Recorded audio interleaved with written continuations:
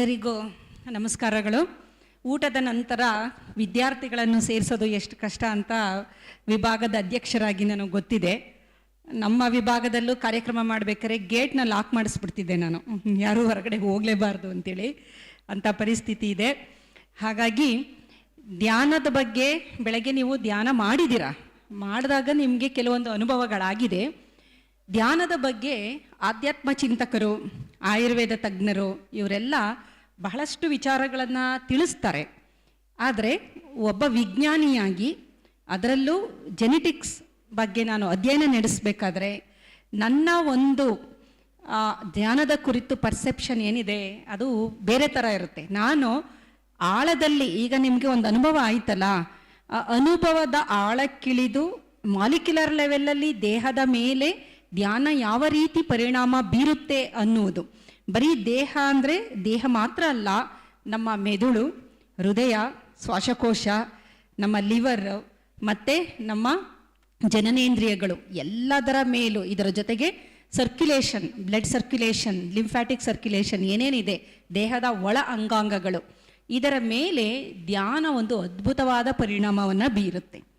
ಒಬ್ಬ ಸಂಶೋಧಕಿಯಾಗಿ, ನಾನು ಒಬ್ಬ ವಿಜ್ಞಾನಿ ಅಥವಾ ಸಂಶೋಧಕಿ ಅಂತ ಹೇಳೋದಾದರೆ, ಅನುಭವಗಳನ್ನ ಒಂದು ಪ್ರೂಫ್ ಥರ, ರಿಸರ್ಚ್ ಡೇಟಾ ಥರ ಸಿಕ್ಕಿದಾಗ ಮಾತ್ರ ಅದನ್ನು ನಂಬೋದಕ್ಕೆ ಸಾಧ್ಯ. ಹಾಗಾಗಿ ಜಗತ್ತಿನಾದ್ಯಂತ ಬಹಳಷ್ಟು ಸಂಶೋಧನೆಗಳು ಧ್ಯಾನದ ಮೇಲೆ ನಡೀತಾ ಇದೆ. ಕಾರಣ, ಈಗ ನಾವಿರುವ ಜಗತ್ತು ಒತ್ತಡದ ಜಗತ್ತು. ತಂತ್ರಜ್ಞಾನ ತುಂಬ ಮುಂದುವರಿತಾ ಇದೆ. AI ಕೇಳಿರ್ಬೋದು, ಕೃತಕ ಬುದ್ಧಿಮತ್ತೆ. ಅದು ಮುಂದಿನ ದಿನದಲ್ಲಿ ಮನುಷ್ಯನನ್ನ ರೀಪ್ಲೇಸ್ ಮಾಡಿಬಿಟ್ಟಿದೆ, ಆಗ್ತಾ ಇದೆ ಎಲ್ಲ ಕ್ಷೇತ್ರದಲ್ಲೂ. ಇಂಥ ಸಂದರ್ಭದಲ್ಲಿ ಇದರ ಜೊತೆಯಲ್ಲಿ ಪ್ಯಾರಲಲ್ ಆಗಿ ನಮಗೆ ಬಹಳ ಒಂದು ದೊಡ್ಡ ಆತಂಕ ಕಾಡ್ತಾ ಇದೆ. ಅದು ಒತ್ತಡ. ನೀವೇನೇ ಬೇಕಾದರೂ ಮಾಡಬಹುದು, ಆದರೆ ಒತ್ತಡ ನಿಯಂತ್ರಣ ನಿಮಗೆ ಗೊತ್ತಿಲ್ಲ ಅಂತಂದರೆ ನೀವು ಜೀವನದಲ್ಲಿ ಯಶಸ್ವಿಯಾಗಲು ಸಾಧ್ಯನೇ ಇಲ್ಲ. ಹಾಗಾಗಿ ಈ ಒತ್ತಡ ನಿವಾರಕದಲ್ಲಿ ಧ್ಯಾನವು ಒಂದು ಅಂತ ನಿಮಗೆ ಗೊತ್ತು. ಧ್ಯಾನದಲ್ಲಿ 100 ಥರ ಧ್ಯಾನ ಇದೆ. ಒಂದೊಂದು ಕೇಂದ್ರದಲ್ಲಿ ಒಂದೊಂದು ರೀತಿಯ ಧ್ಯಾನವನ್ನು ಅಭ್ಯಾಸ ಮಾಡಿಸ್ತಾರೆ. ಹಾಗಾಗಿ ಧ್ಯಾನದಲ್ಲಿ ಆನಾಪಾನಸತಿ ಬಗ್ಗೆ ಹೇಳಿದ್ರು, ವಿಪಾಸನಾ ಧ್ಯಾನ ಇದೆ, ಮೈಂಡ್ಫುಲ್ ಮೆಡಿಟೇಷನ್ ಅಂತಿದೆ. ಈ ಥರ ಇದೆಲ್ಲ ಬಹಳ ಪ್ರಸಿದ್ಧಿಯಾಗಿರುವಂತಹ ಧ್ಯಾನದ ಸ್ಥಿತಿ, ಮೈಂಡ್ಫುಲ್ ಮೆಡಿಟೇಷನ್. ನಾನು ವಿದ್ಯಾರ್ಥಿಗಳಿಗೆ ಹೇಳ್ತೀನಿ, ಮೈಂಡ್ಫುಲ್ ಮೆಡಿಟೇಷನ್ ಮಾಡಿ ನೀವು ಅಂತ.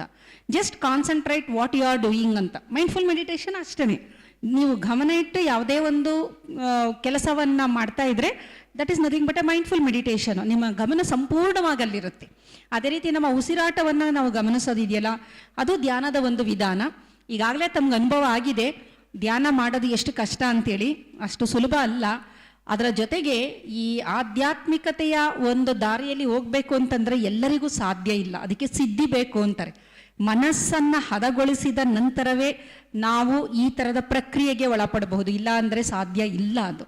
ಹಾಗಾಗಿ ಧ್ಯಾನದ ವೈಜ್ಞಾನಿಕತೆ ಅಂತ ನೋಡೋದಾದರೆ, ಮೊದಲನೇದಾಗಿ ಕಣ್ಣು ಮುಚ್ಚಿ, ಮೊದಲನೇದು ಎಲ್ಲ ಹೇಳ್ತಾರೆ, ಈಗ ಮುಂದಿನ ದಿನದಲ್ಲಿ ಮೌನಕ್ಕೆ ಹೆಚ್ಚಿನ ಪ್ರಾಶಸ್ತ್ಯ ಕೊಡ್ತಾ ಇದ್ದಾರೆ. ವಿಜ್ಞಾನಿಗಳು ಹೇಳ್ತಿದ್ದಾರೆ, ಮೌನವಾಗಿರಿ. ಮೌನವಾಗಿದ್ದಾಗ ದೇಹದ ಒಳಗಡೆ ಬೇಕಾದಷ್ಟು ದುರಸ್ತಿಗಳು ನಡೆಯುತ್ತೆ. ಡ್ಯಾಮೇಜ್ ಆಗಿರುವಂತಹ ಸೆಲ್ಸ್ ಆಗ್ಬೋದು, DNA ಆಗ್ಬೋದು, ಅದೆಲ್ಲ ಸರಿಯಾಗೋದಕ್ಕೆ ಮೌನ ಬಹಳ ಮುಖ್ಯ ಅಂತಾರೆ, ಉಪವಾಸ ಮುಖ್ಯ ಅಂತಾರೆ.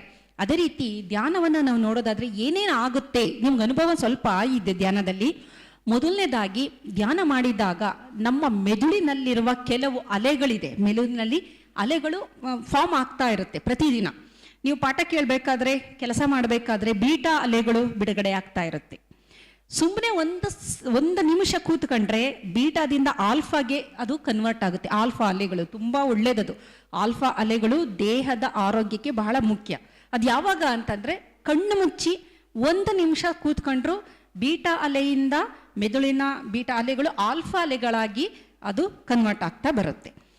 ನಂತರ ಬರೋದು ಥೀಟಾ ಅಲೆಗಳು. ಥೀಟಾ ಅಲೆ ಅಂದರೆ ನಿದ್ರೆನೂ ಅಲ್ಲ, ಎಚ್ಚರನೂ ಅಲ್ಲ, ಮಂಪರಿನ ಅವಸ್ಥೆ. ಧ್ಯಾನದಲ್ಲಿ ಆ ಅವಸ್ಥೆಗೆ ತಲುಪ್ತೀವಿ ಸಾಮಾನ್ಯವಾಗಿ.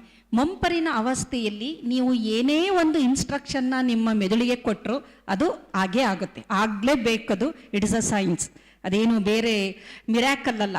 ಏನೇ ಇನ್ಸ್ಟ್ರಕ್ಷನ್ ನೀವು ಕೊಡಿ ಅದು ಖಂಡಿತ ಆಗುತ್ತೆ. ಸಬ್ಕಾನ್ಷಿಯಸ್ ಮೈಂಡ್ ಅದು ಕೇಳುತ್ತವಾಗ ಅದೇನು ರಿಜಿಸ್ಟರ್ ಆಗುತ್ತೆ ಮೈಂಡಲ್ಲಿ, ಅದು ಮುಂದಿನ ದಿನದಲ್ಲಿ ಅದೇ ಥರ ನಿಮಗೆ ಆಶ್ಚರ್ಯ ಆಗುತ್ತೆ, ಇದೇನು ನಡೀತಾ ಇದೆಯಲ್ಲ ನನ್ನ ಜೀವನದಲ್ಲಿ, ಆಶ್ಚರ್ಯಗಳು ಅಂತ. ಆಶ್ಚರ್ಯ ಏನಲ್ಲ, ಅದು ನಿಮ್ಮ ಸಬ್ಕಾನ್ಷಿಯಸ್ ಮೈಂಡು ಆ ಡೈರೆಕ್ಷನಲ್ಲಿ ಹೋಗ್ತಾ ಇರೋದ್ರಿಂದ. ಹಾಗಾಗಿ ತೀಟ ಅಲೆಗಳಿಗೆ ಬರುತ್ತೆ. ಧ್ಯಾನಾವಸ್ಥೆಯಲ್ಲಿ ತೀಟ ಒಂದು ಸ್ಟೇಟ್ಗೆ ಹೋಗ್ತೀವಿ. ನಂತರ ಕೆಲವರು ನಿದ್ದೆನೂ ಮಾಡಿಬಿಡ್ತಾರೆ ಧ್ಯಾನ ಮಾಡ್ಬೇಕಾದ್ರೆ, ಅದು ಡೆಲ್ಟಾ. ಕೆಲವರಿಗೆ ಧ್ಯಾನ ಮಾಡ್ತಿರಲ್ಲ, ಧ್ಯಾನಕ್ಕೆ ಹೋಗಿ ನಿದ್ದೆಗೆ ಹೋಗ್ಬಿಡ್ತಾರೆ, ಆಮೇಲೆ ಎಚ್ಚರ ಆಗುತ್ತೆ, ಡೆಲ್ಟಾಗೆ ಹೋಗ್ತಾರೆ. ಇನ್ನೂ ಒಂದು ಅಲೆ ಇದೆ ಗಾಮಾ ಅಂತ. ಗಾಮಾ ಅಲೆಗಳು ಬರಬೇಕು ಅಂತಂದರೆ ಸತತವಾಗಿ ಧ್ಯಾನನ ಮಾಡ್ತಾನೆ ಇರಬೇಕು. ಅದರಲ್ಲೂ ಮುಖ್ಯವಾಗಿ ಹಲವಾರು ಆಧ್ಯಾತ್ಮಿಕ ಚಿಂತಕರು, ರಮಣ ಮಹರ್ಷಿಗಳ ಬಗ್ಗೆ ನೀವು ಕೇಳಿರ್ಬೋದು. ಅವರು ರಾಮಕೃಷ್ಣ ಪರಮಹಂಸರು, ವಿವೇಕಾನಂದರು, ಅವರು ಹಲವಾರು ದಿನಗಳು ಧ್ಯಾನ ಮಾಡ್ತಾ ಇದ್ರಂತೆ ಕಣ್ಣು ಮುಚ್ಚಿ. ನೀವು ಇಮ್ಯಾಜಿನ್ ಮಾಡಿ, 5 ನಿಮಿಷ ಕಣ್ಣು ಮುಚ್ಚಿ ಧ್ಯಾನ ಮಾಡೋಕ್ಕಾಗಲ್ಲ ನಮಗೆ. ದಿನಗಳು, ವಾರಗಳು ಅವ್ರಿಗೆ ಗೊತ್ತೇ ಇರ್ತಾ ಇರಲಿಲ್ಲ ಧ್ಯಾನದಲ್ಲಿ. ಆಮೇಲೆ ಅವರ ಮೈ ಮೇಲೆ ಸೊಳ್ಳೆಗಳು, ಇರುವೆ, ಏನೇ ಅವ್ರಿಗೆ ಮಾಡಿದ್ರು ಅದು ಅವ್ರಿಗೆ ಎಚ್ಚರ ಆಗ್ತಾ ಇರಲಿಲ್ಲ, ಅದು ಧ್ಯಾನ. ಹಾಗಾಗಿ ನೀವು ಕೇಳಿರ್ಬೋದು, ಹಿಂದೆ ರಾವಣ, ಬೇರೆ ಬೇರೆ ರಾಕ್ಷಸರು ದೇವರ ಹತ್ರ ವರ ಪಡಿಬೇಕಾದ್ರೆ ಘೋರ ತಪಸ್ಸು ಮಾಡ್ತಿದ್ರು ಅಂತ. ಧ್ಯಾನ ಅದಷ್ಟೇನೆ. ಮಾಡ್ಬೇಕಾದ್ರೆ ಹುತ್ತ ಬೆಳೀತಾ ಇತ್ತು, ಬೇರೆ ಬೇರೆ ಥರದ ಬದಲಾವಣೆಗಳಾಗ್ತಿತ್ತು, ದೇಹ ಕುರ್ಷಾಗ್ತಾ ಇತ್ತು. ಕೊನೆಗೆ ಭಗವಂತ ಒಲಿದು ಅವ್ರಿಗೆ ವರ ನೀಡ್ತಾ ಇದ್ದಾರೆ ಅಂತ. ಅದೇ ರೀತಿ ಧ್ಯಾನದ ಬಗ್ಗೆ ಭಾಳ ಇನ್ನೊಂದು ತುಂಬ ಸಿಂಪಲ್ ಉದಾಹರಣೆ ಕೊಡಬೇಕು ಅಂತಂದರೆ, ಆ ಒಂದು ಸ್ಥಿತಿಗೆ ನಾವು ಹೋದಾಗ ಮಿರಾಕಲ್ಗಳು ಸೃಷ್ಟಿಯಾಗುತ್ತೆ. ಗಾಮಾ ಅಲೆಗಳು ನಮ್ಮ ಮೆದುಳಿಗೆ ಬಂದಾಗ ಅವರೇ ಒಂದು ಮಿರಾಕಲ್ ಮಾಡ್ತಾರೆ. ಅಂದರೆ ಪವಾಡ ಪುರುಷರು ಅಂತಾರಲ್ಲ, ಬೇಕಾದಷ್ಟು ಜನ ಇದ್ದಾರೆ ಪವಾಡ ಪುರುಷರುಗಳು. ಮುಕುಂದೂರು ಸ್ವಾಮಿಗಳು ಅಂತ ಕೇಳಿರ್ಬೋದು. ಎಷ್ಟು ಅವರೆಲ್ಲ ಅವಧೂತರು, ತುಂಬ ಸಿಂಪಲ್ಲು ನೋಡೋಕ್ಕೆ. ಅವರು ಒಂಥರ ಭಿಕ್ಷುಕರ ಥರನೇ ಇರ್ತಾರೆ. ತುಂಬ ಅವ್ರನ್ನ ಆ ಥರ ಅನ್ಕೊಳ್ಳೋಕ್ಕೆ ಆಗಲ್ಲ, ಆದರೆ ಪವಾಡ ಮಾಡ್ತಾ ಇದ್ರು. ಹೇಗೆ ಅಂದರೆ ಗಾಮಾ ಸ್ಟೇಟಲ್ಲಿ ಇರೋರು ಧ್ಯಾನ ಮಾಡಿ. ಒಂದು ಬೆಸ್ಟ್ ಎಕ್ಸಾಂಪಲ್ಲು ಧ್ಯಾನದ ಉಪಯೋಗ ಅಂತ ನಾವು ನೋಡೋದಾದರೆ ವಾಲ್ಮೀಕಿ ಮಹರ್ಷಿ ಈ ಬೆಸ್ಟ್ ಎಕ್ಸಾಂಪಲ್ ಅಂತ ನಾನು ಹೇಳ್ತೀನಿ. ಅದನ್ನು ಯಾರೂ ಇದುವರೆಗೂ ಮೆನ್ಷನ್ ಮಾಡ್ತಾ ಇಲ್ಲ. ಒಬ್ಬ ಬೇಡ ಅಂಥ ಮಹಾಕಾವ್ಯ ರಚನೆ ಮಾಡೋಕ್ಕೆ ಹೇಗೆ ಸಾಧ್ಯ ಅಂತಂದರೆ ಧ್ಯಾನನೇ ಅದು. ತಪಸ್ಸು ಅಂದ್ರೆ ಏನು? ಧ್ಯಾನ ಮಾಡಿದಾಗ ಅವರಿಗೆ ಗಾಮಾ ಸ್ಟೇಟ್ಗೆ ಹೋಗ್ತಾರೆ. ಗಾಮಾದಲ್ಲಿ ನಿಮಗೆ ಅದ್ಭುತಗಳ ಸೃಷ್ಟಿಯಾಗುತ್ತೆ. ಹಾಗಾಗಿ ಇದು ನಮಗೆ ಧ್ಯಾನದಿಂದ ಆಗುವ ಪ್ರಯೋಜನ. ಮೊದಲನೇದಾಗಿ ನಮ್ಮ ಅಲೆಗಳು, ಮೆದುಳಿನಲ್ಲಿರುವ ಅಲೆಗಳು ಬೀಟಾ ಅಲೆಗಳಿಂದ ಆಲ್ಫಾಗೆ ಬರುತ್ತೆ. ಆಲ್ಫಾ ಇನ್ನೂ ಹೆಚ್ಚು ಧ್ಯಾನ ಮಾಡಿದಾಗ ಥೀಟಾಗೆ ಬರುತ್ತೆ, ಆಮೇಲೆ ಗಾಮಕ್ಕೆ ಬರುತ್ತೆ. ಆ ಸ್ಥಿತಿಯನ್ನು ಯಾರು ತಲುಪ್ತಾರೋ, ಸಾಧಕರು ಅಂತ ನಾವು ಯಾರನ್ನ ಕರಿತೀವಿ, ಅವರೆಲ್ಲ ಯಾವಾಗಲೂ ಆ ಗಾಮಾ ಅಲೆಗಳ ಆನಂದವನ್ನು ಅನುಭವಿಸಿ ಸೃಷ್ಟಿನ ಮಾಡ್ತಾರೆ. ಅವರು ಪವಾಡಗಳನ್ನು ಮಾಡ್ತಾರೆ. ಎಲ್ಲೋ ನಡೆಯೋದು ಗೊತ್ತಾಗುತ್ತೆ ಅವ್ರಿಗೆ, ಆಗುತ್ತೆ, ಸಾಧ್ಯ ಇದೆ. ಆದರೆ ಆ ಸ್ಥಿತಿಯನ್ನು ತಲುಪಬೇಕು, ಅದು ಅಷ್ಟು ಸುಲಭದ ಮಾತು ಅಲ್ಲ ಅದು. ಹಾಗಾಗಿ ಇದು ಮೊದಲನೇದಾಗಿ ನಾವು ನೋಡೋಂಥ ಒಂದು ಸೈಂಟಿಫಿಕ್ ಆಗಿ ಇದನ್ನು ಫಂಕ್ಷನಲ್ MRI ಅಂತ ಮಾಡ್ತಾರೆ ನ್ಯೂರೋ ಸೈಂಟಿಸ್ಟ್. ಫಂಕ್ಷನಲ್ MRIಯಲ್ಲಿ ಮೆದುಳಿನಲ್ಲಿ ಧ್ಯಾನ ಮಾಡುವ, ಅದನ್ನು ಬುದ್ಧಿಸ್ಟ್ ಮಾಂಕ್ಗಳ ಮೇಲೆ ಮಾಡಿದ್ದಾರೆ. ಅದ್ಭುತವಾಗಿ ಧ್ಯಾನ ಮಾಡ್ತಾರೆ ಬುದ್ಧಿಸ್ಟ್ ಮಾಂಕ್ಸ್. ನೀವು ನಿಜವಾಗ್ಲೂ ಅವ್ರಿಗಿರುವ ಒಂದು ಶಕ್ತಿ ಏನಂದರೆ ಕ್ರಿಯೇಟ್ ಮಾಡ್ಬೋದು, ಅಷ್ಟು ಶಕ್ತಿ ಇರುತ್ತೆ ಸತತವಾಗಿ ಧ್ಯಾನ ಮಾಡೋರಿಗೆ. 2 ಗುಂಪುಗಳಲ್ಲಿ ಮಾಡಿದ್ದಾರೆ. ಒಂದು ಗುಂಪು ಬುದ್ಧಿಸ್ಟ್ ಮಾಂಕ್ಸ್ ಧ್ಯಾನ ಮಾಡೋ ಅಂಥವ್ರು, ಇನ್ನೊಂದು ಗುಂಪು ಧ್ಯಾನ ಅಂದರೆ ಏನು ಅಂತಲೇ ಗೊತ್ತಿಲ್ಲ ಆದಂಥ ನಮ್ಮಂಥ ಜನಗಳು. ಇಬ್ಬರಲ್ಲೂ ಫಂಕ್ಷನಲ್ MRI ಮಾಡಿ ನೋಡಿದಾಗ ಆಶ್ಚರ್ಯ ಆಗೋಗಿದೆ ಅವ್ರಿಗೆ. ಬ್ರೈನ್ ವೇವ್ಸು ಯಾವ ರೀತಿ ಆ ಫಂಕ್ಷನಲ್ ECG ಥರ ಬರುತ್ತದು, ರೆಕಾರ್ಡ್ ಆಗುತ್ತೆ. ಆ ರೆಕಾರ್ಡಲ್ಲಿ ನೋಡಿದ್ರೆ ಎಲ್ಲ ಗಾಮಾ ಸ್ಟೇಟಲ್ಲಿ ಇರೋ ಅಂಥದ್ದು. ಹಾಗಾಗಿ ಇದೊಂದು ಬಹಳ ಪ್ರಮುಖವಾಗಿ ನಡೆಯುವಂಥ ಪ್ರಕ್ರಿಯೆ. ಎರಡನೆಯದು, ನಮ್ಮ ದೇಹದಲ್ಲಿ ಒಳಗಡೆ ಎಲ್ಲ ಕೆಮಿಕಲ್ ರಿಯಾಕ್ಷನ್ನು, ಎಲ್ಲದು ನೀವು ಏನೇ ತಗೊಳ್ಳಿ ಎಲ್ಲ ಕೆಮಿಕಲ್ಸನ್ನೇ, ಎಲ್ಲ ಕೆಮಿಕಲ್ ರಿಯಾಕ್ಷನ್, ಉಸಿರಾಡೋದು, ತಿನ್ನೋದು, ಪ್ರತಿ ಒಂದು ಮಾಡಬೇಕಾದ್ರೂ ಒಂದೊಂದು ಕೆಮಿಕಲ್ಸ್ಗಳು ಬಿಡುಗಡೆ ಆಗುತ್ತೆ. ಪ್ರೋಟೀನ್ಗಳಾಗ್ಬೋದು, ಎನ್ಸೈಮ್ಸ್ಗಳಾಗ್ಬೋದು, ಗ್ರೋತ್ ಫ್ಯಾಕ್ಟರ್ಸ್ ಆಗ್ಬೋದು, ಬಿಡುಗಡೆ ಆಗಲೇಬೇಕು, ಆಗುತ್ತೆ. ಹಾಗಾಗಿ ನಾವೆಲ್ಲ ಚೆನ್ನಾಗಿ ಬದುಕಿದ್ದೀವಿ. ಇದರಲ್ಲಿ ಬಹಳಷ್ಟು ಜನ ಸದಾ ದುಃಖಿಗಳು, ಸದಾ ಆತಂಕ, ಭಯ, ಚಡಪಡಿಕೆ, ರೆಸ್ಟ್ಲೆಸ್ನೆಸ್ಸು, ಅಸೂಯೆ, ದ್ವೇಷ, ಮನುಷ್ಯರ ಥರನೇ ಇರಲ್ಲ, ಅವರು ಪ್ರಾಣಿಗಳ ಥರ ಬದುಕ್ತಾ ಇರ್ತಾರೆ. ಮತ್ತೆ ಕೆಲವರು ಬ್ಲಿಸ್ಫುಲ್ ಆಗಿರ್ತಾರೆ, ಸದಾ ಸಂತೋಷ, ಯಾರು ಏನಂದ್ರೂ ಬೇಜಾರೇ ಮಾಡ್ಕೊಳ್ಳೋದಿಲ್ಲ, ಆರಾಮಾಗಿರ್ತಾರೆ, ಕೆಲಸಗಳು ಮಾಡ್ತಿರ್ತಾರೆ, ಅಚೀವ್ಮೆಂಟ್ ಬೇಕಾದಷ್ಟು ನಡೀತಾ ಇರುತ್ತೆ.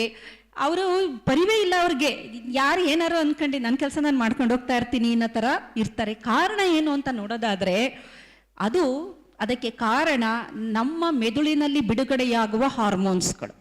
ಮೇನ್ ಅದನ್ನೇ. ಎಲ್ಲ ನಿಮಗೆ ದುಃಖ ಆದಾಗ್ಲೂ ಒಂದು ಹಾರ್ಮೋನ್ ಬಿಡುಗಡೆ ಆಗುತ್ತೆ, ಆತಂಕ ಆದಾಗ ಕಾರ್ಟಿಸಾಲ್ ಅಂತ ಸ್ಟ್ರೆಸ್ ಹಾರ್ಮೋನ್ ಬಿಡುಗಡೆ ಆಗುತ್ತೆ, ಖುಷಿ ಆದಾಗ ಡೋಪಮೈನ್ ಬಿಡುಗಡೆ ಆಗುತ್ತೆ, ಒಂದು ಪ್ರೀತಿ ಅಂತ ಅಂದಾಗ ಆಗ ಆಕ್ಸಿಟಾಸಿನ್ ಲವ್ ಹಾರ್ಮೋನ್ ಬಿಡುಗಡೆ ಆಗುತ್ತೆ. ಎಲ್ಲದಕ್ಕೂ ಹಾರ್ಮೋನೇ ಕಾರಣ. ಹಾಗಾಗಿ ಇದು ನಮ್ಮ ಕೈಲೇ ಇದೆ.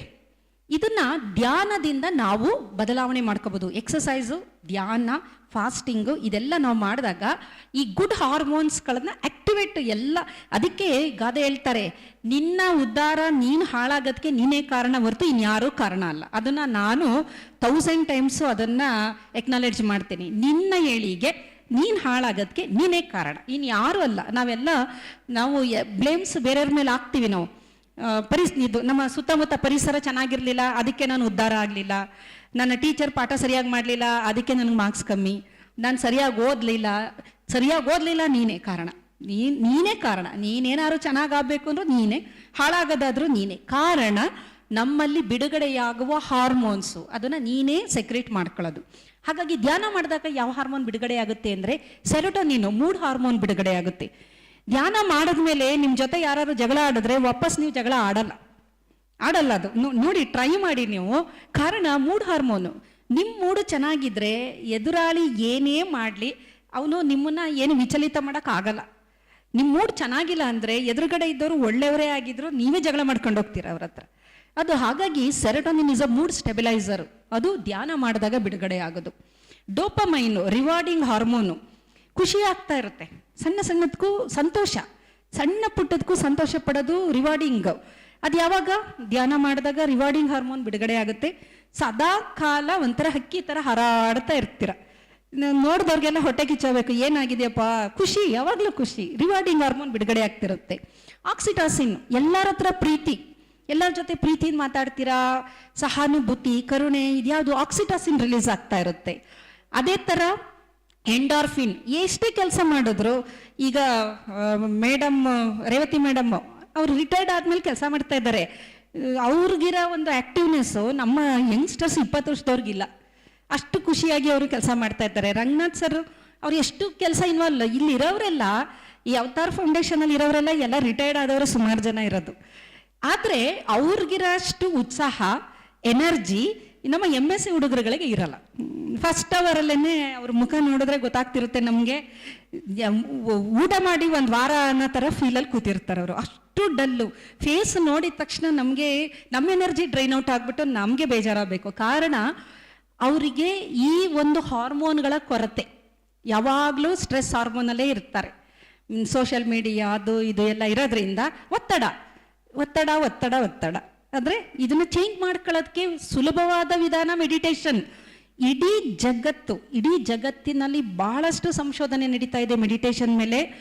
ಎಲ್ಲ ಹೇಳ್ತಾ ಇರೋದು ಒತ್ತಡನ ನೀನು ನಿವಾರಣೆ ಮಾಡಬೇಕು, ನೀನು ಚೆನ್ನಾಗಿ ಬದುಕಬೇಕು ಅಂದರೆ ಮೆಡಿಟೇಷನ್ ಒಂದೇ ಮೂಲ. ಅದು ಬಿಟ್ಟು ಇನ್ಯಾವುದೂ ಇಲ್ಲ. ಮೆಡಿಟೇಷನ್ ಯಾವ್ದಾದ್ರು ವಿಧ ಆಗ್ಬೋದು. ಅದರಲ್ಲಿ ನಿಮಗಿಷ್ಟವಾದದ ಮೆಡಿಟೇಷನಲ್ಲಿ 100 ಇದೆ, 1000 ಇದೆ. ನಿಮ್ಗೆ ಯಾವ್ದು ಇಷ್ಟ ಅದನ್ನು ಆಯ್ಕೆ ಮಾಡಿ ಅದನ್ನೇ ಮಾಡ್ತಾ ಬನ್ನಿ. ಹಾಗಾಗಿ ಈ ಎಂಡಾರ್ಫಿನ್ ಅನ್ನೋದು ಪೇನ್ ಕಿಲ್ಲರ್ ಥರ. ನೀವು ಎಷ್ಟೇ ಕೆಲಸ ಮಾಡಿದ್ರೂ ಸುಸ್ತಾಗಲ್ಲ. ಏಕೆಂದ್ರೆ ಪೇನ್ ಕಿಲ್ಲರ್ ಒಳಗೆ ರಿಲೀಸ್ ಆಗ್ತಿರುತ್ತೆ, ನೀವು ಹೊರಗಡೆಯಿಂದ ತಗೊಳ್ಳೋದೇ ಬೇಡ. ಖುಷಿಯಾಗಿರ್ತೀರಾ, ಪೇನ್ ಆಗ್ತಿರುತ್ತೆ, ಖುಷಿ. ಕಾರಣ ಪೇನ್ ಕಿಲ್ಲರ್, ಎಂಡಾರ್ಫಿನ್ ಇವುಗಳು ರಿಲೀಸ್ ಆಗೋದ್ರಿಂದ ನಮಗೆ ಏನಾಗ್ತಾ ಇದೆ, ಒಳ್ಳೆಯ ಹಾರ್ಮೋನುಗಳು ಸತತವಾಗಿ ಬಿಡುಗಡೆ ಆಗ್ತಾ ಇರುತ್ತೆ. ಸ್ಟ್ರೆಸ್ ಹಾರ್ಮೋನು ಸಪ್ರೆಸ್ ಆಗ್ತಾ ಇರುತ್ತೆ. ಹಾಗಾಗಿ ನಾವು ಸದಾ ಸಂತೋಷವಾಗಿರ್ತೀವಿ. ಮೂರನೆಯ ವೈಜ್ಞಾನಿಕ ಒಂದು ಏನು ಅದರದ್ದು ಸೈನ್ಸ್ ಬಿಹೈಂಡ್ ದ ಮೆಡಿಟೇಷನ್ ಅಂತಂದರೆ, ಮೆಡಿಟೇಷನ್ ಮಾಡಿದಾಗ ನಮ್ಮ ಪ್ಯಾರಾಸಿಂಪಥೆಟಿಕ್ ನರ್ವಸ್ ಸಿಸ್ಟಮ್ ಅಂತ ಒಂದಿದೆ, ಅದು ಸಪ್ರೆಸ್ ಆಗುತ್ತೆ. ಸಿಂಪಥೆಟಿಕ್ ನರ್ವಸ್ ಸಿಸ್ಟಮ್ ಸಪ್ರೆಸ್ ಆಗಿ ಪ್ಯಾರಾಸಿಂಪಥೆಟಿಕ್ ನರ್ವಸ್ ಸಿಸ್ಟಮ್ ಆಕ್ಟಿವೇಟ್ ಆಗುತ್ತೆ. ಪ್ಯಾರಾಸಿಂಪಥೆಟಿಕ್ ನರ್ವಸ್ ಸಿಸ್ಟಮ್ ಆಕ್ಟಿವೇಟ್ ಆದರೆ ಅದು ನಿಮ್ಮ ಮುಂಭಾಗದ ಮೆದುಳನ್ನ ಆಕ್ಟಿವೇಟ್ ಮಾಡುತ್ತೆ. ಮುಂಭಾಗದ ಮೆದುಳು ಆಕ್ಟಿವೇಟ್ ಆದರೆ ನಿಮ್ಮನ್ನ ಹಿಡಿದು ನಿಲ್ಲಿಸಕ್ಕೆ ಜಗತ್ತಲ್ಲಿ ಯಾರಿಗೂ ಸಾಧ್ಯ ಇಲ್ಲ. ಅದನ್ನ ಆಕ್ಟಿವೇಟ್ ಮಾಡ್ಕೊಳ್ಳೋಕ್ಕೆ ಗೊತ್ತಿಲ್ಲ ಯಾರಿಗೂ. ಹಾಗಾಗಿ ನಾವು ಎಷ್ಟು ಒದ್ದಾಡಿ ಈ ಒಂದು ಪ್ರಪಂಚ, ಈ ಜನ್ಮದಲ್ಲಿ ಸಾಕಪ್ಪ ಸಾಕು ಈ ಜನ್ಮ ಅಂತ ಅಂತಾರೆ ಜನ. ಆದರೆ ಮನುಷ್ಯ ಜನ್ಮ ಅನ್ನೋದಿದೆಯಲ್ಲ, ನಿಜವಾಗ್ಲೂ ಕ್ರಿಯೇಟರ್ ಆಗ್ಬೋದು ನೀವು, ಕಿಂಗ್ ಮೇಕರ್. ನೀವೇನು ಕಿಂಗ್ ಅಲ್ಲ, ಕಿಂಗ್ಗಳನ್ನ ನೀವೇ ಸೃಷ್ಟಿ ಮಾಡ್ಬೋದು. ಕಾರಣ ಏನಂತಂದ್ರೆ ಮುಂಭಾಗದ ಮೆದುಳು ಆಕ್ಟಿವೇಟ್. ಹೇಗೆ ಆಕ್ಟಿವೇಟ್ ಮಾಡ್ತೀರಾ? ಮೆಡಿಟೇಷನ್. ಮೆಡಿಟೇಷನ್ ಮಾಡಿದ್ರೆ ಮುಂಭಾಗದ ಮೆದುಳು ಪ್ರಿಫ್ರಾಂಟಲ್ ಕಾರ್ಟೆಕ್ಸ್ ಅಂತ ಅಂತೀವಿ, ಅದು ಆಕ್ಟಿವೇಟ್ ಆದರೆ within no time billionaire. ಇವತ್ತು ಭಿಕ್ಷುಕ, ನಾಳೆ ಬಿಗ್ ಶಾಟ್. ಹೆಂಗೆ ಅಂದರೆ ಇನೋವೇಷನ್ಸ್. ಮುಂಭಾಗದ ಮೆದುಳು ಕೂತಲ್ಲೇ ಐಡಿಯಾಗಳು ಕೊಡುತ್ತೆ ನಿಮಗೆ. ಅದು ಮಾಡು, ಇದು ಮಾಡು, ಕ್ರಿಯೇಟಿವಿಟಿ, ಇನೋವೇಷನ್, ಡಿಸ್ಕವರಿಗಳು, ಡಿಸಿಷನ್ ಮೇಕಿಂಗ್, ಯಾವ ಸಂದರ್ಭದಲ್ಲಿ ಏನು ಡಿಸಿಷನ್ ಮಾಡಬೇಕು ಅಂತ ಹೇಳೋದು ಮುಂಭಾಗದ ಮೆದುಳು. ಡಿಸಿಷನ್ ಮೇಕಿಂಗ್ ಮಾಡೋಕ್ಕಾಗ್ದೇನೆ ನಾವೆಲ್ಲ ಇವತ್ತು ನೋವನ್ನ ಅನುಭವಿಸ್ತಿರೋದು. ಯಾವ ಸಂದರ್ಭದಲ್ಲಿ ಏನು ಮಾಡಬೇಕು ಅನ್ನೋ ಅದು ನಿರ್ಧಾರ ಗೊತ್ತಿಲ್ಲ ನಮಗೆ. ಕನ್ನಡ ತಗೋಬೇಕಾ, ಹಿಸ್ಟ್ರಿ ತಗೋಬೇಕಾ ಗೊತ್ತಿಲ್ಲ, ಆಯ್ತಾ.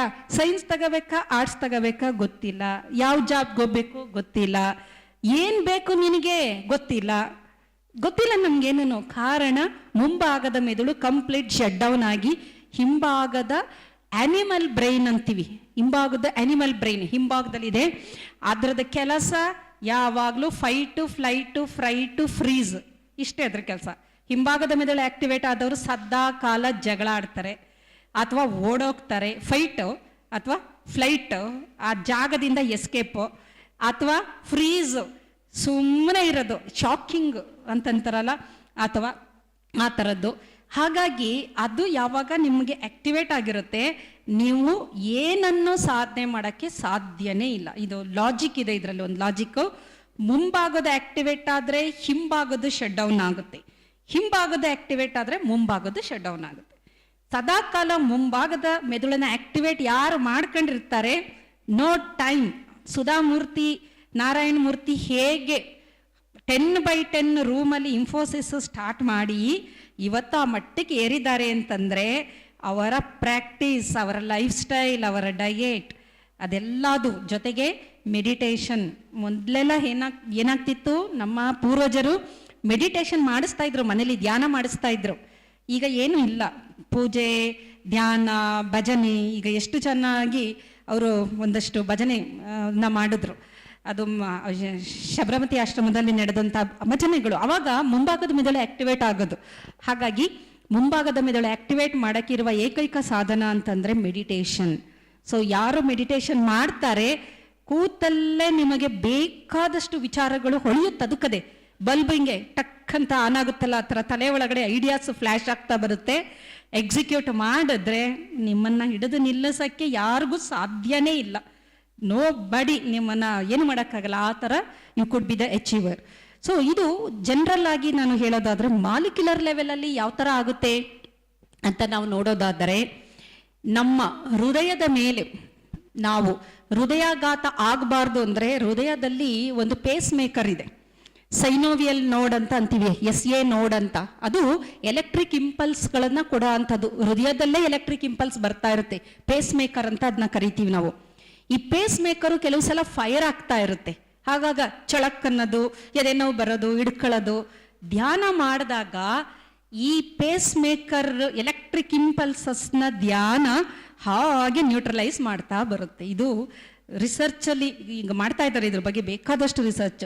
ಕಾರ್ಡಿಯಾಕ್ ಪ್ರಾಬ್ಲಮ್ನ ಯಾವ ರೀತಿ ರಿಸಾಲ್ವ್ ಮಾಡ್ಬೋದು, ಮೆಡಿಟೇಷನ್ ಮಾಡಿದಾಗ ನಿಮ್ಮ ಹೃದಯಕ್ಕೆ ಸಂಬಂಧಿಸಿದಂತಹ ತೊಂದರೆಗಳನ್ನು, ಆ ಫೈರ್ ಆಗ್ತಾ ಇರುತ್ತಲ್ಲ ಏನು ನಿಮ್ಮ ಪೇಸ್ ಮೇಕರಲ್ಲಿ, ಅದನ್ನು ನ್ಯೂಟ್ರಲೈಸ್ ಮಾಡಬಹುದು ಅಂತೇಳಿ ತೋರಿಸಿದ್ದಾರೆ.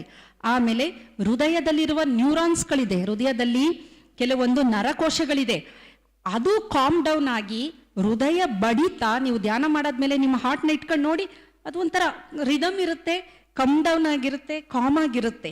ಹಾಗಾಗಿ ಧ್ಯಾನದ ನಂತರ ದೇಹದಲ್ಲಿ ಬೇಕಾದಷ್ಟು ಬದಲಾವಣೆಗಳಾಗ್ತಾ ಇರುತ್ತೆ. ಇದರ ಜೊತೆಗೆ ಕಾರ್ಟಿಸಾಲ್ ಹೇಳಿದೆ, ಒತ್ತಡದ ಹಾರ್ಮೋನು ಕಂಪ್ಲೀಟ್ ಡೌನ್ ಆಗಿಬಿಡುತ್ತೆ, ಮನಸ್ಸು ನಿರಾಳ ಆಗಿರುತ್ತೆ, ರಕ್ತದಲ್ಲಿ ಸಕ್ಕರೆ ಅಂಶ ಕಮ್ಮಿ ಆಗಿರುತ್ತೆ, ರಕ್ತದೊತ್ತಡ ಕಮ್ಮಿ ಆಗಿರುತ್ತೆ, ಹೃದಯ ಬಡಿತ ಒಂದು ಹಂತಕ್ಕೆ ಬಂದಿರುತ್ತೆ. ಇದು ಹೃದಯವನ್ನು ಕಾಪಾಡಲು ಮುಖ್ಯವಾಗಿ ಧ್ಯಾನನ ಯಾವ ರೀತಿ ಸಹಾಯ ಮಾಡುತ್ತೆ ಅಂತೇಳಿ. ನಮ್ಮ ಕರುಳು, ಅದರಲ್ಲಿ ಒಂದು ಅದ್ಭುತವಾದ ಒಂದು ವಿಚಾರ ಇದೆ, ಗಟ್ ಮೈಕ್ರೋಬ್ಸ್ ಅಂತ ಇದೆ. ಧ್ಯಾನ ಮಾಡುವ ವ್ಯಕ್ತಿಯಲ್ಲಿ ಈ ಒಳ್ಳೆಯ ಬ್ಯಾಕ್ಟೀರಿಯಾಗಳು ನಮ್ಮಲ್ಲಿ ಚೆನ್ನಾಗಿರುತ್ತೆ ಅಂತ ಹೇಳ್ತಾರೆ. IgA ಅಂತ, ಇಮ್ಯುನೋಗ್ಲೋಬಿನ್ A ಅನ್ನುವುದು ಒಂದು ಆಂಟಿಬಾಡಿ, ಅದು ದೇಹದಲ್ಲಿ ಬಿಡುಗಡೆಯಾಗೋದು. ಅದು ತಾಯಿಯ ಎದೆ ಹಾಲಲ್ಲಿ ಇರುತ್ತೆ. ಮಗುಗೆ ಅವಾಗ ಮೊದಲ 3 ದಿನ 5 ದಿನ ತಾಯಿ ಹಾಲು ಕೊಡಬೇಕು ಅಂತ ಹೇಳ್ತಾರಲ್ಲ, ಏಕೆಂದರೆ IgA ಅನ್ನೋದಿದೆಯಲ್ಲ, ಅದ್ಭುತವಾದ ಆ್ಯಂಟಿಬಾಡಿ ಅದು. ಆ ಆ್ಯಂಟಿಬಾಡಿ ಇರುವಂಥದ್ದು ತಾಯಿ ಎದೆ ಹಾಲು. ಅದು ಬಿಟ್ಟರೆ IgAನ ದೇಹ ಪ್ರೊಡ್ಯೂಸ್ ಮಾಡೋದು ಧ್ಯಾನದಿಂದ ಮಾಡ್ಬೋದು, ಆಕ್ಟಿವೇಟ್ ಮಾಡ್ಬೋದು IgA ಪ್ರೊಡಕ್ಷನ್ನ. ಇದು ಎಷ್ಟು ಚೆನ್ನಾಗಿ ಪ್ರೊಟೆಕ್ಷನ್ ಕೊಡುತ್ತೆ IgA ಅಂತಂದರೆ, ಮ್ಯೂಕಸ್ ಲೇಯರಲ್ಲಿ ಇದಿರುತ್ತೆ. ಮ್ಯೂಕಸ್ ಅಂದರೆ ಮೂಗಿನಲ್ಲಿರುವ ಮ್ಯೂಕಸ್ ಆಗ್ಬೋದು, ಸಲೈವ ಆಗ್ಬೋದು, ಟಿಯರ್ಸ್ ಆಗ್ಬೋದು, ಸ್ವೆಟ್ ಆಗ್ಬೋದು, ಕರುಳಿನಲ್ಲಿರುವ ನಮ್ಮ ಒಂದು ಕರುಳಿನ ಒಳಭಾಗದಲ್ಲಿ ವಿಲ್ಲೈ ಅಂತಿರುತ್ತೆ, ಅಲ್ಲಿರುವ ಮ್ಯೂಕಸ್ಸು. ಇದರ ಮುಖ್ಯ ಕೆಲಸ ಏನು ಅಂತ ಅಂದರೆ, ಇದು ವೈರಸ್ಸು ಬ್ಯಾಕ್ಟೀರಿಯಾಗಳನ್ನು ನಾಶ ಮಾಡೋ ಅಂಥದ್ದು. ಧ್ಯಾನದಿಂದ ನಿಜವಾಗ್ಲೂ ಆಶ್ಚರ್ಯ ಆಗುತ್ತೆ, ಏನೇನೆಲ್ಲ ಆಗುತ್ತಲ್ಲ, ಮ್ಯಾಜಿಕ್ ಮಿರಾಕಲ್ಗಳಾಗ್ತಿದೆಯಲ್ಲ ಅಂತ. IgA ಆಕ್ಟಿವೇಟ್ ಇನ್ಯಾವುದರಿಂದನೂ ಮಾಡೋಕ್ಕಾಗಲ್ಲ. ಅದನ್ನು ಸ್ಟಿಮ್ಯುಲೇಟ್ ಮಾಡಬೇಕು ಅಂದರೆ ನೀವು ಧ್ಯಾನ ಮಾಡಿದಾಗ ಸ್ಟಿಮ್ಯುಲೇಟ್ ಆಗುತ್ತೆ. ಸೊ ಏನಾಗುತ್ತೆ, ಈ ಆಧ್ಯಾತ್ಮ ಚಿಂತಕರು ಅಥವಾ ಧ್ಯಾನ ಮಾಡುವಂಥ ವ್ಯಕ್ತಿ ಯಾರು ಬೇಕಾದ್ರೂ ಆಗ್ಬೋದು, ಗೃಹಸ್ಥರಾದರೂ ಆಗ್ಬೋದು, ಸತತವಾಗಿ ಈ ಒಂದು ಪ್ರಾಕ್ಟೀಸ್ ಮಾಡೋವರಿಗೆ ಕೋವಿಡ್ ಅಲ್ಲ ಯಾವ ಸೋಂಕು ಏನೂ ಮಾಡೋಕ್ಕಾಗಲ್ಲ.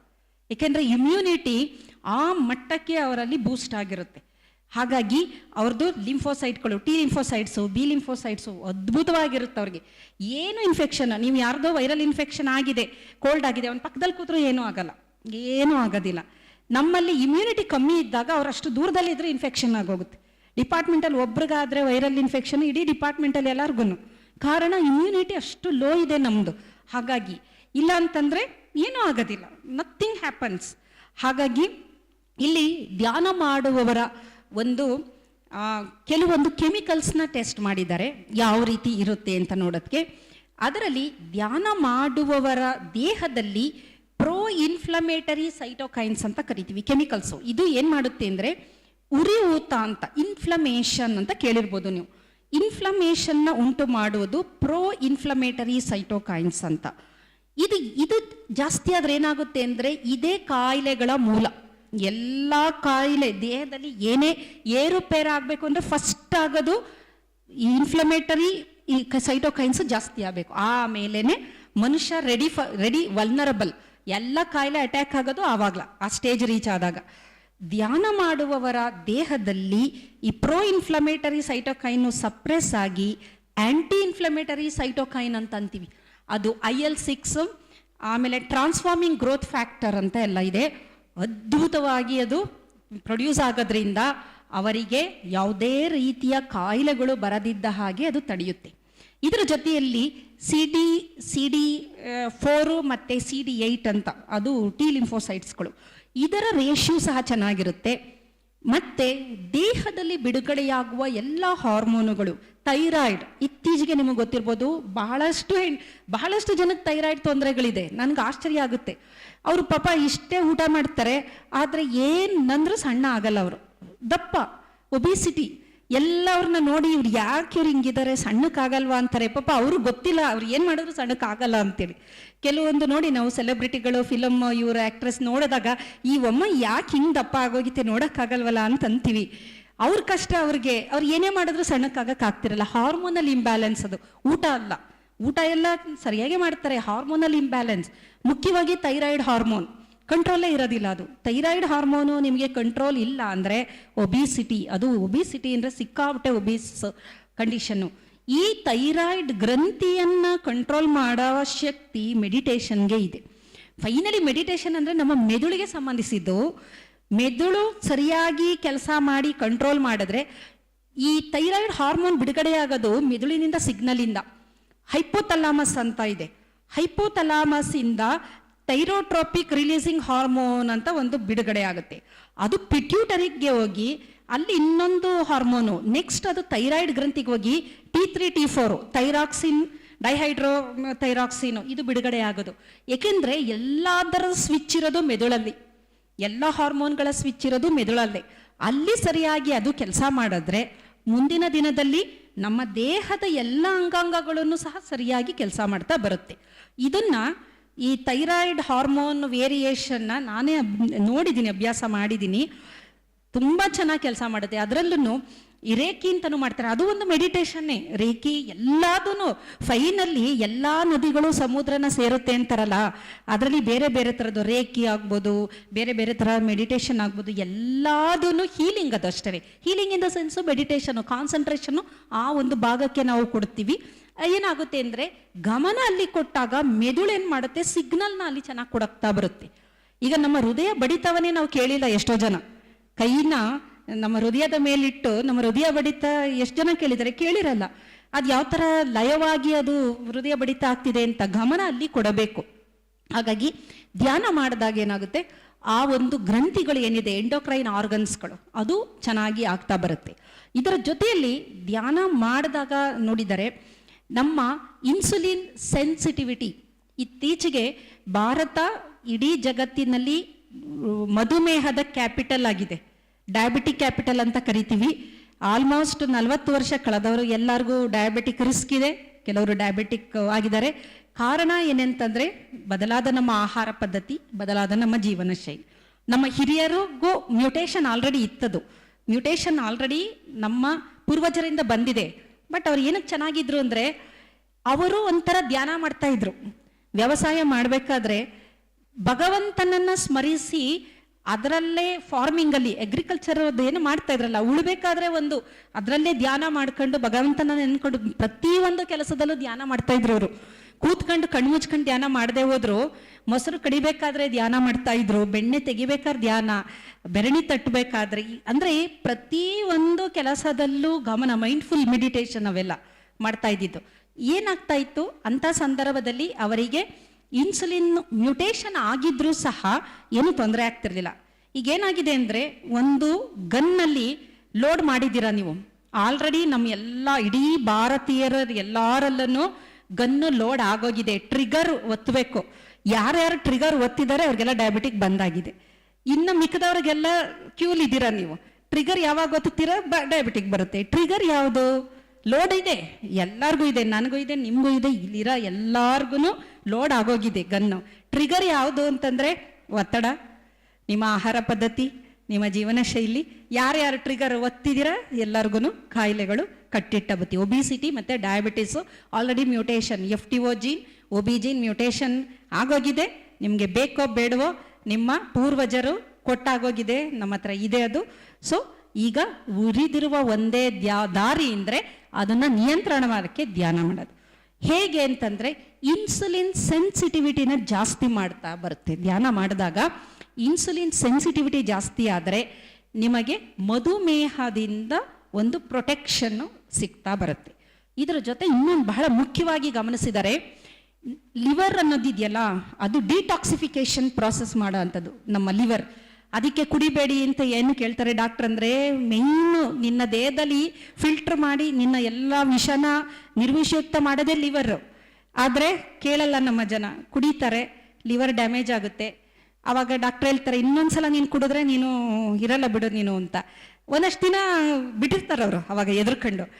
ಆಮೇಲೆ ಒಂದು 6 ತಿಂಗಳು ಚೆನ್ನಾಗಿ ಆಗ್ತಾರಲ್ಲ, ಪುನಃ ಕುಡಿತಾರೆ, ಪುನಃ ಡ್ಯಾಮೇಜ್ ಆಗುತ್ತೆ. ಕಾರಣ ಲಿವರ್ ಬಹಳ ಮುಖ್ಯ. ನೀವು ಏನೇ ವಿಷನ ತಗೊಂಡ್ರು, ತಗೊಂತಾ ಇದ್ದೀವಿ, ಎಲ್ಲರೂ ತಗೊಂತಾ ಇದ್ದೀವಿ. ಈಗ ಊಟ ಮಾಡಿದ್ವು, ಅದರಲ್ಲಿ ಎಷ್ಟು ಫುಡ್ ಅಡಿಟಿವ್ಸು, ಕಲರಿಂಗ್ ಏಜೆಂಟ್ ಹಾಕಿದ್ದಾರೆ ದೇವ್ರಿಗೆ ಗೊತ್ತು, ಆ ಎಲ್ಲ ಕೆಮಿಕಲ್ಸ್ಗಳು ಎಲ್ಲ. ಬಟ್ ಲಿವರ್ ಅದನ್ನ ಡಿಟಾಕ್ಸಿಫೈ ಮಾಡ್ತಾ ಬರುತ್ತೆ. ಅದರಲ್ಲಿ phase 3 ಎನ್ಸೈಮ್ಸ್ ಅಂತ ಇದೆ, glutathione phase 3 enzyme, CYP genes pathway ಇದೆ. ಎಂಥ ಅದ್ಭುತ ದೇಹ ಅಂತಂದರೆ, ಯಾವ ವಿಷ ನೀವು ತಗೊಂಡ್ರು ಅದನ್ನು ನಿರ್ವಿಷಯುಕ್ತ ಮಾಡುವ ಶಕ್ತಿ ಇದೆ. ಆದರೆ ಅದನ್ನು ಆಕ್ಟಿವೇಟ್ ಮಾಡೋಕ್ಕೆ ನಮಗೆ ಗೊತ್ತಿರಬೇಕು. ಯಾವಾಗ ಆಕ್ಟಿವೇಟ್ ಮಾಡ್ತೀವಿ?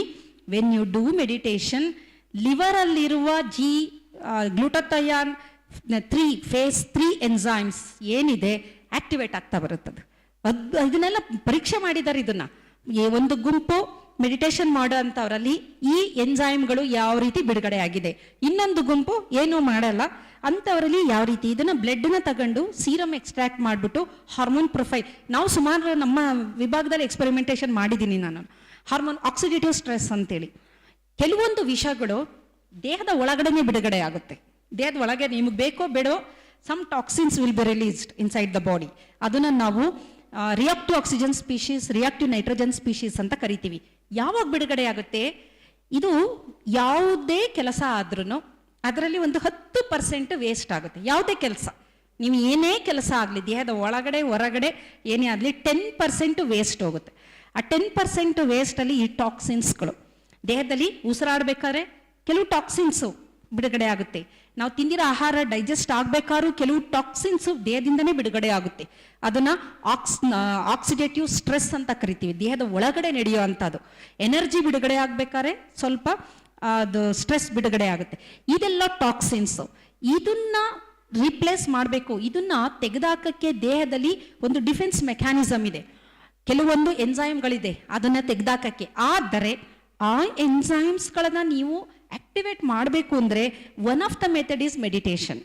ಒಂದು ಮೆಥಡು ಮೆಡಿಟೇಷನ್ ಮಾಡುವವರ ರಿಯಾಕ್ಟಿವ್ ಆಕ್ಸಿಜನ್ ಸ್ಪೀಷೀಸ್ ಲೆವೆಲ್ ನೋಡಿದ್ದಾರೆ, ತುಂಬ ಚೆನ್ನಾಗಿ ಅದು ಕಂಟ್ರೋಲ್ ಮಾಡ್ತಾ ಇದೆ. ಇನ್ನೊಂದು ಗುಂಪಿನಲ್ಲಿ ರಿಯಾಕ್ಟಿವ್ ಆಕ್ಸಿಜನ್ ಸ್ಪೀಷೀಸ್ ಲೆವೆಲ್ ಜಾಸ್ತಿ ಇದೆ, ಯಾರು ಮೆಡಿಟೇಷನ್ ಮಾಡಿಲ್ಲ. ಯಾರು ಮಾಡಿದ್ದಾರೆ ಅವರಲ್ಲಿ ಕಮ್ಮಿ ಇದೆ. ಕಾರಣ ಅದನ್ನು ನಿರ್ವಿಷಯುಕ್ತ ಮಾಡುವಂತಹ ಎನ್ಸೈಮ್ಸ್ಗಳ ಲೆವೆಲ್ ಎಲಿವೇಟ್ ಆಗ್ತಾ ಬರುತ್ತೆ. ಹಾಗಾಗಿ ನಮ್ಮ ಲಿವರ್ ಆಗ್ಬೋದು, ಕಿಡ್ನಿ ಆಗ್ಬೋದು, ಇದರ ಜೊತೆಗೆ ಒತ್ತಡದ ಜಗತ್ತಿನಲ್ಲಿ ಬಂಜೆತನ ಅನ್ನೋದು ತುಂಬ ಜಾಸ್ತಿ ಆಗ್ತಾ ಇದೆ. ಗಂಡಸರು ಹೆಂಗಸರು ಇಬ್ಬರಲ್ಲೂ ಬಂಜೆತನದ ಸಮಸ್ಯೆ ಹೆಚ್ಚಾಗ್ತಾ ಇದೆ. PCOD ಪ್ರಾಬ್ಲಮ್ ಇದೆ. ಮತ್ತು ಗಂಡಸರಲ್ಲೂ ಸಹ ಬೇಕಾದಷ್ಟು ವೀರ್ಯಾಣುವಿನ ಒಂದು ಕಳಪೆ ವೀರ್ಯಾಣುಗಳಾಗ್ಬೋದು, ವೀರ್ಯಾಣುವಿನ ಕೊರತೆ ಆಗಿರಬಹುದು, ತುಂಬ ಜಾಸ್ತಿ ಆಗ್ತಾ ಇದೆ ಮೊದಲಿಗಿಂತ ಈಗಿನ. ಕಾರಣ ಒತ್ತಡ. ಒನ್ಸಗೇನ್ ಒತ್ತಡ ಅಂದರೆ ಏನು ಅಂದರೆ ದೇಹದನ್ನು ಸಂಪೂರ್ಣವಾಗಿ ಏರುಪೇರು ಅಸ್ತವ್ಯಸ್ತ ಮಾಡಿಬಿಡುತ್ತಿಲ್ಲ. ಎಲ್ಲ ಪಾತ್ವೆಗಳು ಈಗ ರೋಡೆಲ್ಲ ತುಂಬ ನೀಟಾಗಿದೆ ಏನೋ ಆಗಿ ಎಲ್ಲ ಚಲ್ಲಾಪಿಲ್ಲಿ ಆದಾಗ ಏನಾಗುತ್ತೆ, ಒತ್ತಡ ಆ ಥರ ಮಾಡಿರುತ್ತೆ. ಅದನ್ನು ನೀವು ಪುನಃ ಒಂದು ಟ್ರ್ಯಾಕಿಗೆ ತರಬೇಕು ಅಂದರೆ ಕೆಲವೊಂದು ವಿಧಾನಗಳನ್ನು ಮಾಡಲೇಬೇಕು. ಈಗ ನಮಗೆ ಗೊತ್ತಿದೆ ಒತ್ತಡದ ಬದುಕು ನಾವು ಮಾಡಲೇಬೇಕು, ವಿಧಿ ಇಲ್ಲ ನಮಗೆ. ಆದರೆ ಒತ್ತಡವಾದಾಗ ಏನು ತೊಂದರೆ ಆಗುತ್ತೆ ಗೊತ್ತು. ಆದರೆ ಅದನ್ನು ಸರಿಪಡಿಸೋಕ್ಕೆ ಕೆಲವೊಂದು ವಿಧಾನಗಳಿದೆ. ಅಟ್ಲೀಸ್ಟ್ ದಿನದಲ್ಲಿ ಒಂದು 10 ಅದನ್ನು ಶುರು ಮಾಡಬೇಕಾದ್ರೆ 5 ನಿಮಿಷ ಪ್ರಾಕ್ಟೀಸ್ ಮಾಡಿ ಮೆಡಿಟೇಷನ್ನು, ನಿಧಾನಕ್ಕೆ 10 ನಿಮಿಷ ಮಾಡಿ, ಆಮೇಲೆ 15 ನಿಮಿಷ ಮಾಡಿ, ಆ ನಂತರ 20 ನಿಮಿಷ. 20 ನಿಮಿಷನೂ ಭಾಳ ಕಷ್ಟ ಅನಿಸುತ್ತೆ. ಸೊ ಇದು ಒಂದೇ ಸಲಕ್ಕೆ ಆಗಂಥದ್ದಲ್ಲ, ಇದು ನಿಧಾನಗತಿಯಲ್ಲಿ. ಆದರೆ ಇದು ಬೇರೆ ದಾರಿ ಇಲ್ಲ ನಿಮಗೆ, ಇನ್ಯಾವ ದಾರಿನೂ ಇಲ್ಲ. ಇದೊಂದೇ ದಾರಿ ಇರೋದು, ಎಲ್ಲ ದಾರಿ ಮುಚ್ಚೋಗಿದೆ, ಒಂದೇ ದಾರಿ ಇರೋದು. So you have to practise meditation. ಹಾಗಾಗಿ ವಿದ್ಯಾರ್ಥಿಗಳು ಹೇಳ್ಬೋದು, ಮೇಡಮ್ ನಮಗೆ ಟೈಮ್ ಇಲ್ಲ ಮೇಡಮ್, ನಾವು ತುಂಬ ಬ್ಯುಸಿ ಅಂತ. ಆದರೆ ನಿಮಗೋಸ್ಕರ ನೀವು 10 ನಿಮಿಷನ ಇಟ್ಕೊಳ್ಳಲಿಲ್ಲ ಅಂತಂದರೆ ನೀವು ಏನೂ ಸಾಧನೆ ಮಾಡೋಕ್ಕೆ ಸಾಧ್ಯನೇ ಇಲ್ಲ. ಇವತ್ತಿನ ದಿನ ನಿಜವಾಗ್ಲೂ ವಿದ್ಯಾರ್ಥಿಗಳಿಗೆ ಬೇಕಾಗಿರೋಂಥದ್ದು ಈ ಥರದ ಒಂದು ಕಾರ್ಯಕ್ರಮಗಳು ವಿದ್ಯಾರ್ಥಿಗಳಿಗೆ ಬೇಕು. ಏಕೆಂತಂದರೆ ಮುಂದೆ ಸಾಧನೆ ಮಾಡಬೇಕಾಗಿರೋದು ಅವರು. ಹಾಗಾಗಿ ಆ ಟ್ರಿಕ್ಗಳು ಗೊತ್ತಿರಬೇಕು ನಮಗೆ. ಏನಂತಂದರೆ ತುಂಬ ಕಷ್ಟಪಟ್ಟು ಕೆಲಸ ಮಾಡೋ ಬದಲು ಸರಳವಾಗಿ ನಾವು ಕೆಲವೊಂದು ಟ್ರಿಕ್ನ ಉಪಯೋಗಿಸ್ಕೊಂಡು ಯಾವ ರೀತಿ ಸಕ್ಸಸ್ ಪಡಿಬೇಕು ಅಂದರೆ meditation is one such mode ಅನ್ಬೋದು. ಸೊ ಕೆಲವೆಲ್ಲ ಟ್ರಿಕ್ಗಳಿದೆ. ಮೆಡಿಟೇಷನ್ ಮಾಡಿದಾಗ ಬೇಕಾದಷ್ಟು ಈ ಥರದ ನಮ್ಮ ಹೃದಯ ಆಗ್ಬೋದು, ಶ್ವಾಸಕೋಶ. ನಿಮಗೆ ಗೊತ್ತಿರ್ಬೋದು, ಈ ಕೋವಿಡ್ ಸಂದರ್ಭದಲ್ಲಿ ಬಹಳಷ್ಟು ಜನ ಸತ್ತೋದ್ರಲ್ಲ, ಅವ್ರು ಯಾರು ಅವ್ರ ಜೀವನದಲ್ಲಿ ಸರಿಯಾಗಿ ಉಸಿರಾಡಿಲ್ಲ. ಅವರು ಅಂಥವರೇ ಬೇಗ ಅವ್ರಿಗೆ ಅಟ್ಯಾಕ್ ಆಗಿದ್ದು. ಯಾರು ಪ್ರಾಣಾಯಾಮ ಮಾಡ್ತಾ ಇದ್ರು ಲಂಗ್ ಸ್ಟ್ರಾಂಗ್ ಆಗಿರುತ್ತೆ. ಪ್ರಾಣಾಯಾಮ ಇನ್ ದ ಸೆನ್ಸ್ ಏನಾಗುತ್ತೆ ಅಂದರೆ ನಾವು ಉಸಿರಾಡಿದಾಗ ಶಾಲೋ ಬ್ರೀದಿಂಗ್, ನಾವು ಸಂಪೂರ್ಣ ಶ್ವಾಸಕೋಶವನ್ನು ಬಳಸಿ ಉಸಿರಾಡ್ತಾ ಇರೋದಿಲ್ಲ. ನಾವೇನು ಮಾಡ್ತೀವಿ, ಶ್ವಾಸಕೋಶದ ಮೇಲ್ಭಾಗ ಮಾತ್ರ ಉಸಿರಾಟಕ್ಕೆ ಬಳಸ್ಕೊಂತೀವಿ. ಸಂಪೂರ್ಣ ಶ್ವಾಸಕೋಶ ಯಾರು ಬಳಸ್ಕೊಂತಾರೆ ಉಸಿರಾಟಕ್ಕೆ ಅಂದರೆ ಸಣ್ಣ ಮಕ್ಕಳುಗಳು. ನೀವು ನೋಡಿ, ಸಣ್ಣ ಮಕ್ಕಳು ಮಲಗಿದ್ದಾಗ ಅವು ಉಸಿರಾಡ್ಬೇಕಾದ್ರೆ ಹೊಟ್ಟೆ ಮೇಲೆ ಕೆಳಗೆ ಬರ್ತಾ ಇರುತ್ತೆ. ಡಯಾಫ್ರಾಮ್ ಅಂತೀವಲ್ಲ, ಒಪ್ಪೆ, ಅಲ್ಲಿಂದ ಉಸಿರಾಡೋದು ನಿಜವಾದ ಉಸಿರಾಟ. ಅದನ್ನ ನಾವು ಮಾಡಲ್ಲ ಯಾರೂ. ಆ ಥರ ಮಾಡಿದ್ರೆ ಕಷ್ಟ ಆಗ್ಬಿಡುತ್ತದು, ಮಾಡೋಕ್ಕಾಗಲ್ಲ. ಆದರೆ ದಿನದಲ್ಲಿ 5 ನಿಮಿಷ ಮನೆಯಲ್ಲಿ ಯಾರು ಕಾಣಲ್ಲ, ಕನ್ನಡಿ ಮುಂದೆ ನಿಂತ್ಕೊಂಡು ಉಸಿರಾಡಿ, ಹೊಟ್ಟೆ ಮುಂದೆ ಹಿಂದೆ ಮಾಡ್ಕೊಂಡು, ದಟ್ ಈಸ್ ರಿಕ್ವೈರ್ಡ್. ಅಟ್ಲೀಸ್ಟ್ ದಿನಕ್ಕೆ 5 ನಿಮಿಷ ಮಾಡ್ತಾ ಬಂದ್ರೆ ಏನಾಗುತ್ತೆ, ನಿಮ್ಮ ಲಂಗ್ಸ್ ಸ್ಟ್ರಾಂಗ್ ಆಗುತ್ತೆ. ಜೊತೆಗೆ ಮೆಡಿಟೇಷನ್ ಮಾಡಿದಾಗ ನಮ್ಮ ಶ್ವಾಸಕೋಶದಲ್ಲಿ ವ್ಯಾಸೋ ಡೈಲೇಷನ್ ಅಂತ ಒಂದಾಗುತ್ತೆ. ವ್ಯಾಸೋ ಡೈಲೇಷನ್ ಅಂದರೆ ಹಿಗ್ಗುತ್ತೆ, ಅಲ್ಲಿರುವ ರಕ್ತನಾಳಗಳು ಹಿಗ್ಗುತ್ತಾ ಬರುತ್ತೆ ಈ ಮೆಡಿಟೇಷನ್ ಎಲ್ಲ ಮಾಡಿದಾಗ. ಅವಾಗೇನಾಗುತ್ತೆ, ಡೈಲೇಷನ್ ಜಾಸ್ತಿ ಆದಾಗ ಉಸಿರಾಟ ತುಂಬ ಚೆನ್ನಾಗಾಗುತ್ತೆ. ಮತ್ತು ಆ್ಯಂಟಿ ಮೈಕ್ರೋಬಿಯಲ್ ಸ್ಟ್ರೆಂತ್ ಬರುತ್ತೆ. ಅಂಥವರಿಗೆ ಲಂಗ್ಸ್ಗೆ ಸಂಬಂಧಿಸಿದಂತಹ ಯಾವುದೇ ಸೋಂಕು ರೋಗಗಳು ಬೇಗ ಬರೋದಿಲ್ಲ, ತುಂಬ ಸ್ಟ್ರಾಂಗ್ ಆಗಿ ಇರ್ತಾರೆ. ಇದರ ಜೊತೆಯಲ್ಲಿ ಮೆಡಿಟೇಷನ್ ಮಾಡಿದಾಗ ಎಂಡೋಥಿಲಿಯಲ್ ಒಂದು ಇದು ಬಿಡುಗಡೆ ಆಗುತ್ತೆ, ಹಾರ್ಮೋನು. ಆ ಹಾರ್ಮೋನ್ ಇನಾಸ್ ಜೀನ್ ಅಂತ ಒಂದಿದೆ, ಅದರಿಂದ ಬಿಡುಗಡೆಯಾಗುವ ಒಂದು ಫ್ಯಾಕ್ಟರ್ ಅಥವಾ ಎನ್ಸೈಮ್ ಏನು ಮಾಡುತ್ತೆ, ಹೃದಯದ ರಕ್ತನಾಳಗಳನ್ನು ಹಿಗ್ಗಿಸುತ್ತೆ. ಅವಾಗೇನಾಗುತ್ತೆ, ಹೃದಯದಲ್ಲಿ ಬ್ಲಾಕೇಜ್ಗಳು ಆಗೋದಿಲ್ಲ. ಹಾಗಾಗಿ ಈ ಧ್ಯಾನದಿಂದ ದೇಹದ ಪ್ರತಿ ಒಂದು ಅಂಗಾಂಗಕ್ಕೂ ಉಪಯೋಗ ಆಗೋದ್ರಿಂದ ಪ್ರತಿದಿನ 5 ನಿಮಿಷದಿಂದ ಆರಂಭ, 10-15 ನಿಮಿಷನೂ ಬೇಕಾದಷ್ಟು. ಕೆಲವೊಮ್ಮೆ ಈ ಮ್ಯೂಸಿಕ್ ಜೊತೆಯಲ್ಲಿ ಧ್ಯಾನ ಮಾಡೋದಿದೆಯಲ್ಲ, ಅದು ಸಂಯೋಗತೆ ಗೊತ್ತಾಗೋದಿಲ್ಲ. ನೀವು ಸುಮಾರು ಹೊತ್ತು ಕೂತಿದ್ರೆ ಗೊತ್ತಾಗಿಲ್ಲ. ನೀವು ಹಾಗೆ ಧ್ಯಾನ ಅಂದರೆ ಕಷ್ಟ ಆಗುತ್ತೆ. ವಿತ್ ಸಮ್ ಮ್ಯೂಸಿಕ್ ಎಲ್ಲ ಇರುತ್ತಲ್ಲ, ಅದು ಆನಾಪಾನಸತಿ ಆಗ್ಬೋದು, ವಿಪಾಸನ ಮೆಡಿಟೇಷನ್ ಆಗ್ಬೋದು, ಮೈಂಡ್ಫುಲ್ ಮೆಡಿಟೇಷನ್ ಆಗ್ಬೋದು. ಇವೆಲ್ಲ ಮಾಡ್ತಾ ಬಂದರೆ ಇದು ನಮ್ಮ ಜೊತೆ ನಮಗಿರುವ ಒಬ್ಬ ಗೆಳೆಯ ಅಂತ ಅನ್ಕೋಬೇಕು. ಆಮೇಲೆ ನಾವು ಚೆನ್ನಾಗಿರ್ಬೇಕು ಅಂದರೆ ಮಾಡಬೇಕು, ಇಲ್ಲ ಅಂತಂದರೆ ನಾವೇನು ಮಾಡೋಕ್ಕಾಗಲ್ಲ. ಏಕೆ ಅಂತಂದರೆ this is what we need at this point. ಇಲ್ಲ ಅಂತಂದ್ರೆ ಏನಾಗುತ್ತೆ ಅಂದರೆ ನಾವು ದುಡಿದ ಎಲ್ಲ ದುಡ್ಡನ್ನು ನಮ್ಮ ಹೃದಯದ ಬೈಪಾಸ್ ಸರ್ಜರಿಗೆ ಹಾಕಬೇಕಾಗುತ್ತೆ, ಅಥವಾ ಶ್ವಾಸಕೋಶದ ತೊಂದರೆಗಳು, ಅಥವಾ ಕಿಡ್ನಿ ಡಯಾಲಿಸಿಸು, ಅಥವಾ ಲಿವರ್ ಡ್ಯಾಮೇಜು ಮುಂದಿನ ದಿನದಲ್ಲಿ ಎಲ್ಲ ಆಗುತ್ತೆ. ಏಕೆಂದರೆ ಅಷ್ಟರ ಮಟ್ಟಿಗೆ ವಿಷಯಗಳನ್ನು ತಿಂತಾ ಇದ್ದೀವಿ ನಾವು ಎಲ್ಲರೂ. ಸೊ ಹಾಗಾಗಿ ಇದನ್ನು ಏನು ಬೇಡ, ವೈದ್ಯರಿಂದ ದೂರ ಇರಬೇಕು ಅಂತಂದರೆ ನಮ್ಮ ಜೊತೆ ಇರುವ ದೊಡ್ಡ ಮಹಾವೈದ್ಯ ಅಂದರೆ ಧ್ಯಾನ ಮಾತ್ರ. ಹಾಗಾಗಿ ಧ್ಯಾನದ ಬಗ್ಗೆ ಎಲ್ಲರಿಗೂ ಒಂದು ಅರಿವಿರಬೇಕು, ಜಾಗೃತರಾಗಿರಬೇಕು. ನಮಸ್ಕಾರ.